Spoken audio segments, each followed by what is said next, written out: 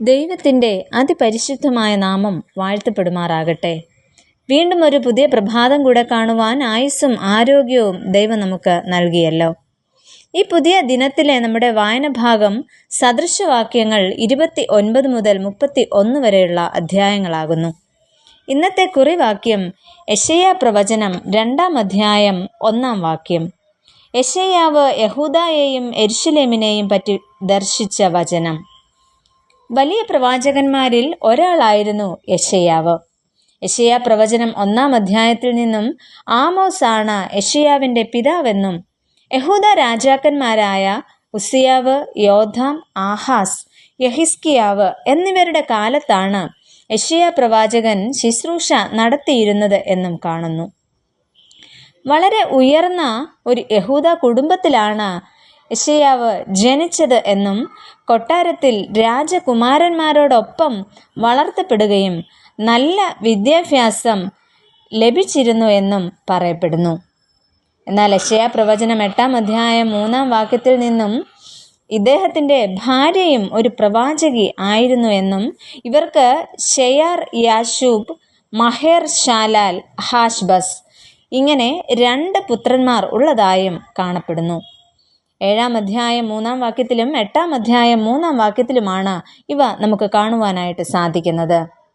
എന്നാൽ ഈ പ്രഭാതത്തിൽ യെശയ്യാ പ്രവാചകന്റെ ജീവിതത്തിലെ 2 പ്രധാന സംഭവങ്ങളെക്കുറിച്ച് ചിന്തിക്കാമെന്നത്രേ ഞാൻ ആഗ്രഹിക്കുന്നത്. ഒന്നാമതായിട്ട്, ദൈവവിളി കേൾക്കുകയും ക്രിയാത്മകമായി പ്രതികരിക്കുകയും ചെയ്യുന്ന യെശയ്യാവ്. രാജ്യത്ത് വികസന പ്രവർത്തനങ്ങളും ജലസേചന പദ്ധതിയും നടപ്പിലാക്കിയ കൃഷിപ്രിയനുമായ യഹൂദ രാജാവായിരുന്ന ഉസിയാവ് പുരോഹിതന്മാർക്ക് മാത്രം അവകാശപ്പെട്ട ധൂപം കാട്ടുന്ന ശുശ്രൂഷ നിർവഹിച്ചതിനാൽ കുഷ്ഠരോഗ ബാധിതനായിട്ട് തീരുന്നു. എന്നാൽ അതേസമയം അദ്ദേഹത്തിൻ്റെ മകനായ യോഥാം രാജഭരണം ഏറ്റെടുക്കുന്നു. എന്നാൽ നമ്മൾ കഴിഞ്ഞ ചില ദിവസങ്ങൾക്ക് മുമ്പ് പഠിച്ചതാണ് ഈ സംഭവം. ഈ കാലഘട്ടത്തിലാണ് യൗവനയുക്തനായ യെശയ്യാവ് രാജ്യത്തിൻ്റെ സ്ഥിതിയും ജനത്തിൻ്റെ അവസ്ഥയും ഓർത്ത് വ്യാകുലപ്പെട്ടു. യെശയ്യാ പ്രവാചകന്റെ പുസ്തകം 6-7 അധ്യായങ്ങൾ വായിക്കുമ്പോൾ നമുക്ക് കൂടുതൽ മനസ്സിലാക്കുവാനായിട്ട് സാധിക്കും. ഇവിടെ ഇത്തരത്തിൽ ദേവാലയത്തിൽ ധ്യാനിച്ചു കൊണ്ടിരിക്കുമ്പോഴാണ് യെശയ്യാവിന് ദൈവവിളി ഉണ്ടാകുന്നത്. അവിടെ യഹോവയായ ദൈവം ഇപ്രകാരമാണ് ചോദിക്കുന്നത്: അനന്തരം ഞാൻ ആരെ അയക്കേണ്ടു? ആർ നമുക്ക് വേണ്ടി പോകും എന്ന് ചോദിക്കുന്ന കർത്താവിൻ്റെ ശബ്ദം കേൾക്കുവാനായിട്ട് യെശയ്യാവിന് ഇടയാകുന്നു. എന്നാൽ അവിടെ യെശയ്യാവ് മറുപടി പറയുന്നു: അടിയനിതാ, അടിയനെ അയക്കണമേ എന്ന് ഇവിടെ പറയുന്നു. ദൈവവിളി കേൾക്കുകയും ആ വിളിയോട് ക്രിയാത്മകമായി പ്രതികരിക്കുകയും ചെയ്യുന്നു യെശയ്യാവ്. രണ്ടാമതായിട്ട് നമുക്ക് കാണുവാനായിട്ട് സാധിക്കുന്നത് ശുശ്രൂഷയ്ക്കായി തന്നെ ഒരുക്കുന്ന യെശയ്യാവ്. ഇത്തരത്തിൽ ദൈവിക ശുശ്രൂഷകൾ ഏറ്റെടുക്കുമ്പോൾ ഒരുക്കം ഒരു പ്രധാന ഘടകമാണ്. വിവിധ മുഖാന്തരങ്ങളിലൂടെ നമുക്ക് ഒരുങ്ങാം. പ്രാർത്ഥനയിലൂടെ, ദൈവവചന വായനയിലൂടെ.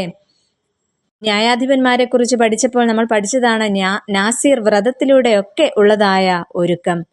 എന്നാൽ ഇവിടെ യെശയ്യാ പ്രവാചകന്റെ ഒരുക്കം വിവിധ പ്രോസസ്സിലൂടെയാണ് നടക്കുന്നത്. ഒന്നാമതായിട്ട് പാപബോധം ഉണ്ടാകുന്നു. തൻ്റെയും തൻ്റെ ജനത്തിൻ്റെയും പാപബോധത്തെക്കുറിച്ച് അല്ലെങ്കിൽ പാപത്തെക്കുറിച്ച് ബോധവാനായി തീരുകയാണ് പ്രവാചകൻ.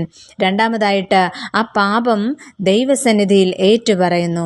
ഞാൻ ശുദ്ധിയില്ലാത്ത അധരങ്ങൾ ഉള്ള മനുഷ്യൻ, ശുദ്ധിയില്ലാത്ത ജനത്തിൻ്റെ മധ്യത്തിൽ വസിക്കുന്നു എന്ന തിരിച്ചറിവ് പ്രവാചകനിൽ ഉണ്ടാകുന്നു.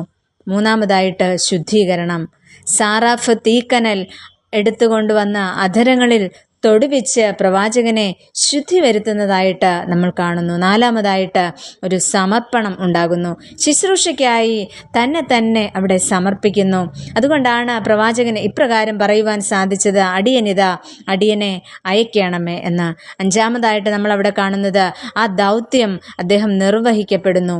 ഇവിടെ തൻ്റെ പ്രവാചക ശുശ്രൂഷ ആരംഭിക്കുകയാണ് ചെയ്യുന്നത്.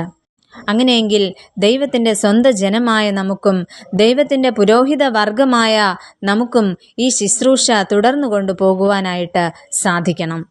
നമുക്ക് പ്രാർത്ഥിക്കാം. പ്രിയ കർത്താവേ, അവിടുത്തെ ശുശ്രൂഷയ്ക്കായി ഞങ്ങളെ തന്നെ സമർപ്പിക്കുന്നു. ഞങ്ങളായിരിക്കുന്ന ഇടങ്ങളിൽ അങ്ങയെ മഹത്വപ്പെടുത്തുന്നവരായിട്ട് തീരുവാൻ ഞങ്ങളെ സഹായിക്കണമേ. ആമേൻ.